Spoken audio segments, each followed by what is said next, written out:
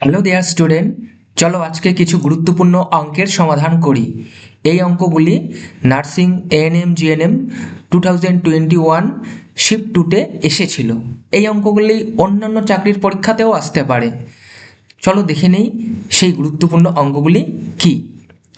দেখো, সবার প্রথমে যে অঙ্কটি রয়েছে 5, 10, 15 ও 25-এর প্রত্যেকের সঙ্গে কোন সংখ্যা যোগ করলে যোগফল সমানুপাতি হবে। দেখো, সমানুপাতির একটি অঙ্ক আমরা আগের ভিডিওতে দেখেছিলাম। আমরা এখানে ট্রিকের সাহায্যে সমাধান করব যাতে আমরা সহজে করতে পারি। সমানুপাতি হওয়ার শর্ত হচ্ছে, মনে রাখবে এখানে কি কি রয়েছে, 5, 10, 15, 25 এই চারটি সংখ্যা রয়েছে। সমানুপাতি হতে হলে মনে রাখবে ফার্স্টের সঙ্গে থার্ডের একটা সম্পর্ক থাকবে এবং সেকেন্ডের সাথে এবং ফোর্থ মানে লাস্টে একটা সম্পর্ক থাকবে। কেমন সম্পর্ক থাকবে? সমানুপাতি। ঠিক আছে, দেখো এখানে 5-এর সঙ্গে কিন্তু একটা সম্পর্ক আছে, কিন্তু দেখো 3, 5, 15 একটা রিলেশন পাচ্ছি। এরকম একটা আমরা রিলেশন পাবো। যদি রিলেশন থাকে তাহলে আমরা বলতে পারবো যে হ্যাঁ সমানুপাতি, না থাকলে বলতে পারবো না। দেখো 5-এর সঙ্গে 15-র একটা সমান সম্পর্ক পেলাম, 3, 5, 15 হয়, কিন্তু দেখো 10-এর সঙ্গে 25-এর কোনো সম্পর্ক পাচ্ছি না কিন্তু। তাহলে আমরা এটা সমানুপাতি সম্পর্ক বলতে পারি না, মানে আমরা বলতে পারি না যে 5, 10, 15 ও 25 সমানুপাতিতে রয়েছে। তাহলে কি করব? বলছে কোন সংখ্যা যোগ করলে সমানুপাতি হবে। দেখো ফার্স্ট আর থার্ড মেলানোই আছে, আমরা এবার কি করব? সেকেন্ড আর ফোর্থ দিয়ে মেলাবো। দেখো 10-এর সঙ্গে যদি আমরা 10 যোগ করি, এই 10-এর সঙ্গে যদি 10 যোগ করি কত হবে? 20 হবে। এবং আমরা এই ফোর্থ যে রয়েছে 25-এর সঙ্গে যদি আমরা 10 যোগ করি কত হবে? 35 হবে। দেখো 20 আর 35 কি কোনো রিলেশন রয়েছে? কোনো রিলেশন নেই, তাই এটি উত্তর হবে না। ঠিক একইভাবে আমরা 3 নিয়ে করে দেখব, কোনো রিলেশন পাবো না। এবার আমরা চলো 5 দিয়ে করে দেখি, সি নাম্বার অপশন দিয়ে দেখি। সি নাম্বার অপশনে কি রয়েছে? 5 রয়েছে। ঠিক আছে, এই 5-এর সঙ্গে যদি আমরা 5 যোগ করি কত হবে? 10 হবে। এবং এই 25 যে রয়েছে 25-এর সঙ্গে যদি আমরা 5 যোগ করি কত হবে? এর সঙ্গেও যদি 5 যোগ করি, মেইন কথা এর সঙ্গেও যদি 5 যোগ করি কত হবে? 30 হবে। এখন দেখো 10-এর সঙ্গে একটা 30-এর একটা সম্পর্ক রয়েছে, 3, 10, 30। আমরা ফার্স্ট, সেকেন্ড আর থার্ড দিয়ে প্রমাণ করলাম। দেখো আমরা যদি 5 যোগ করি তাহলে আমরা দেখো ফার্স্ট এবং থার্ডের মধ্যেও রিলেশন পেয়ে যাব। 5-এর সঙ্গে 5 যোগ করলে কত হয়? 5-এর সঙ্গে 5 যোগ করলে হবে কত? 10 হবে। এবং এই থার্ড যে রয়েছে এর সঙ্গে যদি আমরা 5 যোগ করি কত হবে? দেখো আমাদের পাবো 20 পাবো, মানে 20 পাবো। দেখো 10 আর 20-র মধ্যে একটা কিন্তু রিলেশন আছে। তাহলে রিলেশন যেহেতু পেয়ে গেলাম সবার মধ্যে, তাই আমাদের সঠিক উত্তরটি কি হবে? সি হবে। ডিরেক্ট অপশন টেস্ট করবে তোমরা, এই ধরনের অঙ্ক অনেক নিয়ম রয়েছে, তোমরা জাস্ট অপশন টেস্ট করবে। মনে রাখবে কার সঙ্গে? ফার্স্টের সঙ্গে থার্ডের সম্পর্ক এবং সেকেন্ডের সঙ্গে ফোর্থের সম্পর্ক মিলিয়ে নেব, যদি মিলে যায় সেটি হবে সঠিক উত্তর। চলো পরবর্তী অঙ্কটি আমরা দেখে নেই। কি রয়েছে? 400 টাকার 2 বছরের সমূল চক্রবৃদ্ধি এত টাকা হলে বার্ষিক শতকরা চক্রবৃদ্ধি সুদের হার কত? আমার চক্রবৃদ্ধি রেট অফ ইন্টারেস্ট বের করতে বলেছে। হ্যাঁ, আমরা এই অঙ্কটা অনেক নিয়মেই করতে পারি, কিন্তু আমরা অপশন টেস্ট করব। ঠিক আছে, এখানে কি বলেছে? প্রিন্সিপাল দেওয়া রয়েছে কত? 400 টাকা দেওয়া রয়েছে প্রিন্সিপাল, এবং সুদের মূল্যে সমূল চক্রবৃদ্ধি মানে বলতে চেয়েছে চক্রবৃদ্ধি সুদ এবং মূল মিলে হয়েছে, মানে অ্যামাউন্ট হয়েছে কত? 441 টাকা। এখানে আমরা কি একটা জিনিস কি দেখতে পাচ্ছি, যে এখানে কয় টাকা বৃদ্ধি পেল? সি বৃদ্ধি পেয়েছে কয় টাকা? 41 টাকা বৃদ্ধি পেয়েছে। এই 41 টাকাটা কি? এখানে সুদ, মানে কোন ধরনের সুদ? সিআই মানে কম্পাউন্ড ইন্টারেস্ট। চক্রবৃদ্ধি সুদ হলো 41 টাকা পেয়েছে 400 টাকার। ঠিক আছে, আমরা এখন কি করব? অপশন টেস্ট করব। অপশন টেস্ট কীভাবে করব? আমরা জানি না চক্রবৃদ্ধি সুদ কত, আমরা কিন্তু একটা জানি ব্যাপার যে সিআই মানে চক্রবৃদ্ধির সুদ সর্বদা কি হয়, এসআই চেয়ে বড় হয়। ঠিক আছে, এসআই যা হবে চক্রবৃদ্ধি সুদে একটু হলেও বেশি হবে। মনে করো 10% যদি রেট অফ ইন্টারেস্ট হয়, 10%-এ তুমি যা সিম্পল ইন্টারেস্ট পাবে সিআইতে একটু হলেও বেশি পাবে কিন্তু। ঠিক আছে, এই কনসেপ্টটা আমরা ইউজ করে উত্তর নির্ণয় করব। আমরা এখানে প্রিন্সিপাল কি পেয়েছি, 400 টাকা। আমরা মনে করি যে 400 টাকার দেখি 1 বছরের সুদ বের করি, এসআই বের করি। 1 বছরের সুদ কি, কারণ 1 বছরে এসআই ও সিআই সেম হয়। যদি 1 ইয়ার হয় তাহলে 7 বাই আসল সুদের হার কত, 7%, 7/100 কত হয়, 4/7 টাকা হয়। 1 বছরের সুদ যদি 7% সুদের হার উত্তর হয়, তাহলে 7% হলে 400 টাকার 1 বছরের সুদ কত হচ্ছে, 28 টাকা।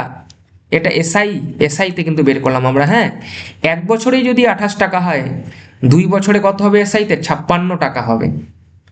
বুঝতে পেরেছো, আসল ইন্টু সুদের হার, তাহলে সুদ পেলাম কত, 28 টাকা 1 বছরের। এটা আমার কি বলেছে, 2 বছরের। 1 বছরের এসআই যদি 28 টাকা হয়, 2 বছরের এসআই কি হবে, 56 টাকা। হ্যাঁ কি না বলুন। কিন্তু এখানে 2 বছরের সিআই বলেছে আমার 41 টাকা, তাহলে কোনোদিন কিন্তু এটা উত্তর হতে পারে না, কারণ 2 বছরের এসআই 2 বছরের সিআই কোনোদিন এসআই থেকে কম হতে পারে না। যেহেতু পারে না, তাই এটি উত্তর নয়। চলো আমরা পরবর্তী অপশন দিয়ে চেক করি। এই 400 টাকা রয়েছে, এই 400 টাকার 5% হারে 1 বছরের সরল সুদ কত হয় দেখি, কত হয় দেখো, 4×5 = 20 টাকা। আমরা কি দেখলাম যে যদি 5% হয়, তাহলে এসআইতে 1 বছরে কত হয়, 20 টাকা। 1 বছরে কত হয়, 20 টাকা। তাহলে 2 বছরে কত হবে, এসআইতে 40 টাকা হবে 2 বছরে। কারণ এসআইতে প্রত্যেক বছর সুদ সেম থাকে। 1 বছর যদি 20 টাকা হয়, পরের বছর কি হবে, 40, আবার 20 টাকা মানে 40 টাকা হবে। তাহলে দেখতে পারলাম যদি 5% হারে সুদ হয় এবং সেটা যদি এসআই হয়, 2 বছরে সুদ কত হয়, 40 টাকা। আমরা কি জানি যে সরল সুদের থেকে সেম পার্সেন্ট এবং সেম রেট অফ ইন্টারেস্ট এবং সেম ইয়ার যদি হয়, তাহলে সরল সুদে যা সুদ পাই চক্রবৃদ্ধিতে তার চেয়ে একটু বেশি পাই। দেখো 1 বছরে সুদ 20 টাকা, 2 বছরে কত পেলাম আমরা, এসআইতে 40 টাকা। তাহলে সিআইতে কি হবে, এই 40-এর থেকে কিছু বেশি হবে। দেখো 40-এর থেকে কত কি দেওয়া রয়েছে, সিআই আমরা পেয়েছি এখানে 41 টাকা। কত পেয়েছি, 41 টাকা। তাহলে সঠিক উত্তর এটি হতে হবে। আমরা বেসিক নিয়মে অনেক রুলসে করতে পারি, ঠিক আছে, অনেক বড় হয়ে যায়। জাস্ট তোমরা উইদাউট পেন পেপার এই অঙ্কটি করতে পারবে জাস্ট অপশন টেস্টে। তুমি বলতে পারো এগুলো দেখো, এগুলো কেন হবে না। দেখো আমরা ফার্স্টেই উত্তর পেয়েছি 7% উত্তর হতে পারে না, যেহেতু কারণ 7% মানে 28 হয়ে যাচ্ছে, এসআইতে 28 হয়ে যাচ্ছে 1 বছরে, 2 বছরে 56, আমার সিআই তো রয়েছে 41। তাহলে 7% উত্তর কখনই হতে পারে না। যেহেতু 7% হতে পারে না, 10%, 11% তো তার চেয়ে বড়, তাহলে তো এই দুটো কোনোভাবেই উত্তর হতে পারে না। তাহলে এটি উত্তর হতেই হবে। তুমি বেসিকে করে দেখো, এটি উত্তর আসবে, কিন্তু আমরা পরীক্ষার সময় বেসিকে কোনোভাবেই করব না। চলো পরবর্তী অঙ্কে চলে যাই। কি বলেছে, একটি নিরেট গোলক ও একটি লম্ববৃত্তাকার চোঙের ব্যাসার্ধ ও ঘনফল সমান হলে চোঙটির ব্যাসার্ধ ও উচ্চতার অনুপাত কত। একটি কি রয়েছে, গোলক রয়েছে, হ্যাঁ, আর একটা কি রয়েছে, চোঙ রয়েছে, লম্ববৃত্তাকার চোঙ। কি বলেছে, চোঙের গোলক আর লম্ববৃত্তাকার চোঙের ব্যাসার্ধ ও ঘনফল সমান। ঠিক আছে, মানে এই গোলকের যদি এই যে গোলক, এটা চোঙ, হ্যাঁ, এই যে গোলক রয়েছে, গোলকের ব্যাসার্ধ যদি আর হয়, তাহলে চোঙেরও ব্যাসার্ধ আর হবে। কেন হবে, কারণ প্রশ্নেই বলে দিয়েছে সমান। তার সাথে কি সমান হবে, তার সাথে বলেছে যে দুজনের আয়তন ঘনফল সমান হবে। ঘনফল মানে আয়তন, ঠিক আছে, volume of sphere, volume of cylinder same হবে। যেহেতু সেম, তাহলে আমরা এখানে তাদের ঘনফল বা ভলিউমের সূত্রগুলো লিখিয়ে দিব। গোলকের ঘনফলের সূত্র কি, আমরা জানি 4/3 পাই আর কিউব, আর ব্যাসার্ধ আর কিউব, হ্যাঁ। আর চোঙের ক্ষেত্রে কি, পাই আর স্কোয়ার এইচ, ঠিক আছে, এইচ বলতে বোঝাচ্ছে কি এটা চোঙের উচ্চতা। ঠিক আছে, এখন দেখো দুই ক্ষেত্রেই কিন্তু আর আমরা সেম রেখে দিয়েছি, কেন প্রশ্নে বলেছে দুইজনের ব্যাসার্ধ সেম, তাই করেছি কিন্তু। এখন আমরা জাস্ট ক্যালকুলেশন করব। দেখো পাই পাই কিন্তু প্রথমেই কেটে যায়। ঠিক আছে, কি থাকে এখানে আর কিউ মানে তিনটা আর, এখানে কয়টা আর স্কয়ার মানে দুটো আর, কেটে যায় কিন্তু জাস্ট এখানে একটা আর থাকে কিন্তু। হ্যাঁ, তার মানে আমরা কি পেলাম দেখো 4/3 আর ইকুয়াল টু এইচ পেলাম। আমার কি বলেছে ব্যাসার্ধ ও উচ্চতার অনুপাত কত, তাই ব্যাসার্ধকে আমি বাঁ দিকে রাখতে পারি, রাইট সাইড থেকে এইচ কে নিয়ে আসলাম এখানে, মানে সাইড চেঞ্জ হলে যেন নিচে বসবে অপর সাইডে, ঠিক একইভাবে চেঞ্জ হয়ে গেল, উপরে 3 চলে গেল, নিচে 4। তাহলে আমরা বলতে পারি R/H ইকুয়াল 3/4 আমরা বলতে পারি, হ্যাঁ কি না, রুলস অনুযায়ী। তাহলে দেখো সঠিক উত্তর কোনটি, উত্তরটি কি আসলো 3/4। তাহলে এটি হবে সঠিক উত্তর, কোন number option, B number option. বুঝতে পেরেছো, প্রশ্নে যা বলেছে আমরা তাই করেছি, কারণ পরিমিতির সূত্র যদি তুমি যদি মুখস্থ রাখতে পারো, ওরা যা কিছু বলুক তুমি সমাধান করতে পারবে, জাস্ট আমার এই গ্রামাটিক্যাল অ্যাওয়েটা, গ্রামাটিক্যাল মেথডটা মনে রাখবে। চলো পরবর্তী অঙ্কে আমরা চলে যাই। ডজন প্রতি ডিমের দাম 6 টাকা কমলে 30 টাকায় আরো 3টি বেশি ডিম পাওয়া যায়, কমার আগে 1 ডজন ডিমের দাম কত ছিল। দেখো অঙ্কটা কি বলেছে, ডজন প্রতি ডিমের দাম, 1 ডজন ডিমের দাম 6 টাকা কমে গেছে, কমলে 30 টাকায় আরো 3টে ডিম বেশি পাওয়া যায়, তাহলে দাম কমার আগে ডিমের দাম মানে ডজন ডিমের দাম কত ছিল বের করতে বলেছে। দেখো এই অঙ্কটা কিন্তু জাস্ট 1 সেকেন্ডের অঙ্ক, কিন্তু পড়ে মনে হচ্ছে যে কি না কি করব। সঠিক উত্তর কিন্তু দেখো 30ই হবে, সঠিক উত্তর আমার এ নাম্বার হবে। কিন্তু কেন, দেখো আমরা প্রমাণ করছি কেন 30 টাকা হবে। হ্যাঁ, কি বলেছে ব্যাপারটা ভেবে নাও, মনে করো এখানে 1 ডজন ডিম আছে, এখানে 1 ডজন ডিম আছে, 1 ডজন ডিম, হ্যাঁ 1 ডজন ডিম রয়েছে, 1 ডজন মানে কি 12টি, আমরা সবাই জানি। 1 ডজন ডিমের দাম, সরি 1 ডজন মানে 12টি, এবং সেটার অ্যামাউন্ট কত রয়েছে 30 টাকা। এখন তুমি 1 ডজন ডিম প্রতিদিন মানে কেনো মাঝে মাঝে 30 টাকা দিয়ে কেনো, আজ তুমি দোকানে গিয়ে বললে দাদা 1 ডজন ডিম দেন, দোকানদার বলল আরে ডজনে তো ডিমের দাম আগে তো 30 টাকায় নিতে, এখন 6 টাকা কম পড়ে। ঠিক আছে, যে এখন ডিমের দাম কমে গেছে, আগে যা দাম ছিল এখন 6 টাকা কম হবে ডিমের দাম, ডজনে 6 টাকা কম। তুমি বললে আমার টাকা লাগবে না, আমাকে ডিম দেন, ওই টাকার ডিম দেন, ডিম কি হবে, দোকানদার বললো হ্যাঁ হবে। তুমি বললে কটি হবে, দোকানদার বলল 6 টাকা কমে গেছে তো, তুমি আবার 3টি ডিম বেশি পাবে, আরো 3টা ডিম বেশি পাওয়া যায়, 6 টাকা কমলে, এই 6 টাকা কিন্তু কমে গেছে, হ্যাঁ 3টি ডিম আরো কি পাওয়া যায়, বেশি পাওয়া যায়, বেশি পায় 3টি ডিম। তাহলে আমরা বলতে পারি যে 3টি ডিমের দাম, ঠিক আছে 3টি ডিমের দাম 6 টাকা কিন্তু, কারণ 6 টাকায় 3টি ডিম বেশি পাওয়া যায়, তাহলে একটা ডিমের দাম কত, আমরা বলতে পারি 6/3, 2 টাকা।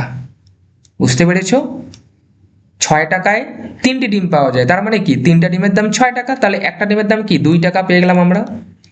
তাহলে একটা ডিমের দাম এখন 2 টাকা, আমার তাহলে আমার কি চেয়েছে, 1 ডজন ডিমের আগের দাম চেয়েছে, তাহলে বর্তমানে আমার কি বর্তমানে, হ্যাঁ বর্তমানে আমার একটা ডিমের দাম কত 2 টাকা, একটি ডিমের দাম কত 2 টাকা কিন্তু, তাহলে 1 ডজন মানে কি 12টা, তাহলে 12টি ডিমের দাম কি হবে 12 × 2 কত হবে 24 টাকা হবে।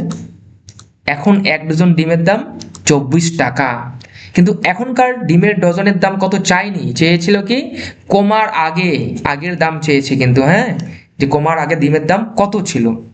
তাহলে দেখো এখন বর্তমানে ডিমের দাম 24 টাকা, দাম কমে গেছে, এখন বললো 24 টাকা, কিন্তু তার মানে কি আসলো যে 1 ডজন ডিমের দাম 24 টাকা, এই 24 টাকা কেন হলো, ডিমের দাম 6 টাকা কমে গেছে, তার মানে আমরা বলতে পারি আগে ডিমের দাম 6 টাকা বেশি ছিল এখনকার থেকে। তাহলে আগে ডিমের দাম কত ছিল ডজন, 30 টাকা ডজন ছিল। দেখো বুঝতে পেরেছো, কারণ কোনো জিনিসের দাম তুমি বললে এখন জিনিসটা, তুমি মনে করো একটি সাবান কিনলে এখন 15 টাকায়, বললে 5 টাকা কমে পাইলাম, 15 টাকায় পেয়েছি, আজকে 5 টাকা দাম কম পাইছি, তার মানে বোঝাচ্ছে কি সাবানটার দাম 20 টাকা, ঠিক তেমনি দাম কমে গেছে 24 টাকা এখন। কয় টাকা কমেছে? 6 টাকা। তার মানে আগে 6 টাকা বেশি ছিল, তাই 6 যোগ করলাম, দাম কত হলো? 30 টাকা। এই অঙ্কটি কিন্তু অনেকভাবেই সমাধান করা যায়। দেখবে আরেকভাবে আমি সমাধান করে দিচ্ছি, তবু উত্তর মিলবে, কিন্তু সেম উত্তর হবে। চলো করি, হ্যাঁ। ডিমের দাম 6 টাকা কমলে 30 টাকায় আরো 3টি ডিম পাওয়া যায়। হ্যাঁ, মানে 30 টাকায় 3টি ডিম যদি ধরে নেই, মানে 3টি ডিমের দাম যদি আমরা 30 টাকা ধরি, হ্যাঁ, তাহলে একটি ডিমের দাম কত হচ্ছে? 10 টাকা হচ্ছে। একটি ডিমের দাম 10 টাকা হচ্ছে। হ্যাঁ, দেখি এইভাবেও করা যাবে। তাহলে বোঝা যাচ্ছে 15টি ডিমের দাম কত? 30 টাকা। 3 টাকায়, সরি কি বললো, 30 টাকায় আরো 3টি ডিম বেশি পাওয়া যায়। সরি, এটা না, হ্যাঁ, 30 টাকায় আরো 3টি ডিম বেশি পাওয়া যায়। আমরা প্রথমে বলেছিলাম কি, ডিমের দাম 30 টাকায়, 30 টাকায় 3টি ডিম বেশি পাওয়া যায়, মানে এক ডজনে থাকে 12টা। তাহলে আগে এক ডজন মানে 12টা, 12টার থেকে যদি 3 যোগ করি কত হবে? এখন 15 টাকা হবে। সরি, 15টি ডিম হবে। বলছে 30 টাকায় 3টি ডিম বেশি পাওয়া যায়, মানে এক ডজন 12টা, এখন 3টা ডিম বেশি পাওয়া যাচ্ছে, মানে কটা পাওয়া যাচ্ছে? 15টি পাওয়া যাচ্ছে। এখন পাওয়া যাচ্ছে 15টি ডিম, মানে বলতে পারি 15টি ডিমের দাম এখন 30 টাকা। ঠিক আছে, তাহলে একটি ডিমের দাম কত? 2 টাকা কিন্তু চলে আসলো। দেখো, 15টি ডিমের দাম 30 টাকা এখন, তাহলে একটা ডিমের দাম 2 টাকা। দেখো, আমরা এখানেও প্রমাণ পেয়ে গেলাম যে একটি ডিমের দাম 2 টাকা। আর একটি ডিমের দাম যদি 2 টাকা হয় আগের মতন, তাহলে আগের মতনই সমাধান করতে পারবো আমরা, যে বর্তমানে ডিমের দাম ডজন 24 টাকা, আগে ছিল কত? 30 টাকা। ঠিক আছে, প্রথমে একটু এখানে মিস্টেক হয়ে গেছিল। চলো আমরা পরবর্তী অঙ্কটি দেখে নেই। একটি ঘনকের সমগ্র তলের ক্ষেত্রফল এস বর্গ একক ও কর্ণের দৈর্ঘ্য ডি একক হলে এস ও ডি এর সম্পর্ক হলো।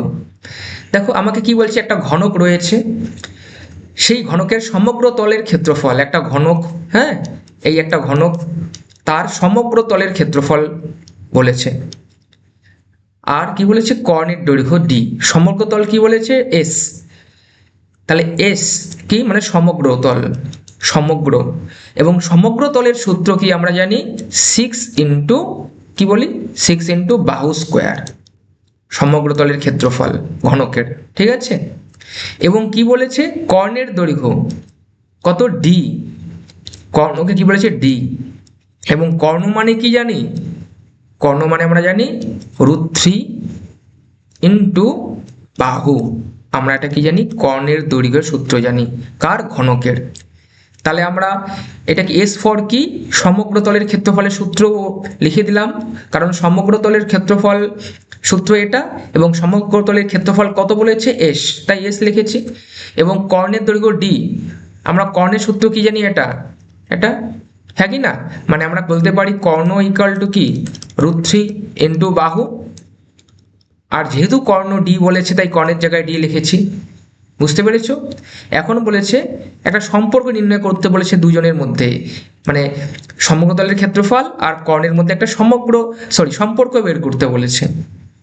তাহলে আমরা দেখি এখানে উত্তর রয়েছে, একটা জিনিস দেখতে পারলাম, সম্পর্কের মধ্যে কি আছে? এস আর ডি রয়েছে। তাহলে আমরা এখানে করবো কি, বাহুকে আউট করতে লাগবে। অনেকভাবে সমাধান করতে পারি, আমরা ক্যালকুলেশন করতে পারি। আমি একটা কাজ করি, দেখো এখানে কোনো রুট নেই, এই রুটকে তাড়িয়ে দেই। রুটকে তাড়ানোর নিয়ম কি? কোনো ইকুয়েশনের রুটকে তাড়ানোর নিয়ম হচ্ছে উভয় পক্ষে বর্গ করে দেওয়া। দেখো, উভয় পক্ষে যদি বর্গ করে দেই, তাহলে এখানে ডি স্কোয়ার হয়ে যাবে। আর এপাশে যখন বর্গ করব, √3 মানে কি হয়ে যাবে? 3, আর বাহু মানে কি হয়ে যাবে? বাহু স্কোয়ার হয়ে যাবে, আমরা জানি। বুঝতে পেরেছো? এখন আমরা করব কি, এইখানে যে আমার ডি স্কোয়ার রয়েছে না, এই ডি স্কোয়ার লিখলাম, আর 3 মানে 3 লিখলাম। এখন এই যে 3 এর সাথে এটা কি ইনটু সম্পর্ক, গুণ সম্পর্ক, তাই গুণ দিলাম। এই বাহু স্কোয়ারের ভ্যালু বার করলাম। দেখো, এখান থেকে আমরা কি বাহু স্কোয়ার মানে কি লিখতে পারি? বাহু স্কোয়ার মানে লিখতে পারি s/6, s বাই কি লিখতে পারি? 6 লিখতে পারি। বাহু, এই 6 ওপাশে চলে গেল, এস এর নিচে 6 বসবে। তাহলে বাহু স্কোয়ারের আমরা ভ্যালু বার করলাম। এখন বাহু স্কোয়ারের ভ্যালু এখানে বসিয়ে দেব, কি হবে? s/6। ঠিক আছে, তাহলে কাটাকাটি করলাম, কি হলো? 2। তাহলে কি হলো? s/2 পেলাম। ফাইনালি আমরা কি পেলাম? দেখো, D square equal to s/2। এখন দেখি এই সম্পর্কটি কোথাও আছে কি না। হ্যাঁ, রয়েছে ডি নাম্বার অপশনে। ঠিক আছে, তাহলে আমাদের এটি হলো সঠিক উত্তর। বুঝতে পেরেছো? এস এখানে আরেকবার বলি, এস এখানে কেন লিখেছি, বলেছে সমগ্র তলের ক্ষেত্রফল। ঠিক আছে, সমগ্র তলের ক্ষেত্রফল, তাই আমরা এখানে, এবং সমগ্র তলের ক্ষেত্রফল বলেছে ডি, সরি এস, তাই আমরা এখানে এস লিখেছি। আশা করি বুঝতে পেরেছো। অঙ্কগুলি ভালো করে দেখবে, কোনো অসুবিধা হলে কমেন্টস করে অবশ্যই জানাবে। সবাইকে অনেক অনেক ধন্যবাদ। আবার দেখা হবে নতুন কোনো গুরুত্বপূর্ণ অঙ্কের ভিডিওতে।